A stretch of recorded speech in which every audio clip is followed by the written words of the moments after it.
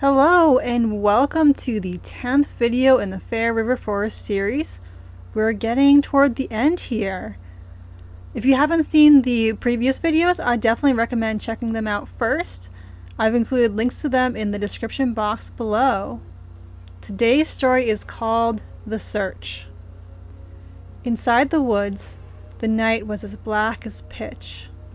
Although the moon and a smattering of stars had been visible when Jane, Grace, and Jane's father Keith stepped from Keith's rusted-out Chevrolet pickup, the dense canopy of foliage overhead blotted out the sky. Shadows rose and fell in the two beams of light provided by Jane's and Grace's flashlights, darting between trees, scuttling beneath the withered brown leaves coating the forest's floor. "You two should be back at the car," Keith said, his muttered words barely audible over the howl of the wind and the crunching of leaves beneath the trio's feet. Jane shivered. She tugged at the zipper on her down jacket, but it was already as high up as it could go. "I thought you didn't believe us," she said, breath billowing from her lips in a frosty cloud. "I don't. Sheriff's not that kind of a person. But it's not safe out here."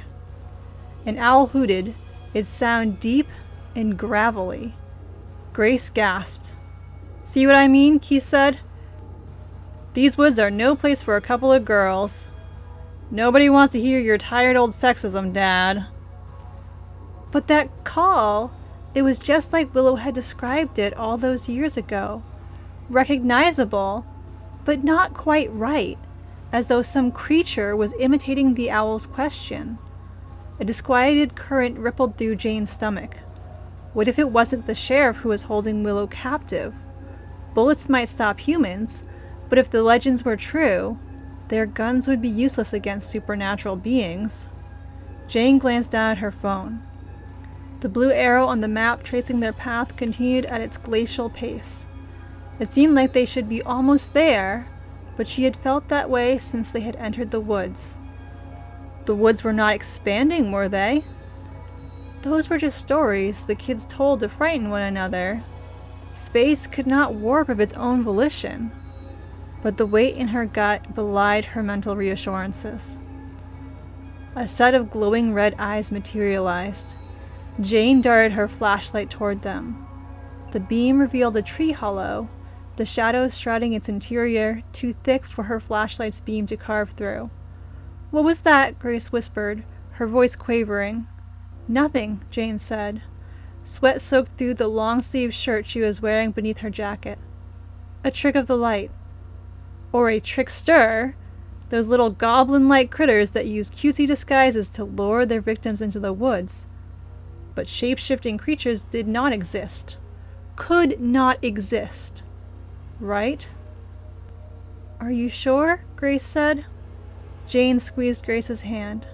The thickness of their gloves dulled the sensations, but Jane felt Grace's hand tighten around hers. For an instant, the fear that had clouded Jane's head slipped away. A heady sensation took its place, warming her to her core. Whatever happened, she was not alone. Silver moonlight cut through the inkiness as the trees gave way to a field, the knee-high grasses faded to a pale golden brown. Jane's heart skipped. This had to be it. "You little jerk," a voice called out from somewhere ahead. Jane's stomach dropped as the blood in her veins turned to ice. She tucked her phone into her pocket and pulled out her father's revolver.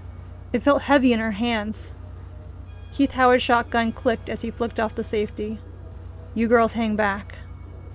I hope you enjoyed today's story. If you did, consider giving it a like or letting me know in the comments. I post new videos twice a week. Funny or outrageous ones on Wednesdays and spooky ones on Sundays. Thanks for watching, and have a great day.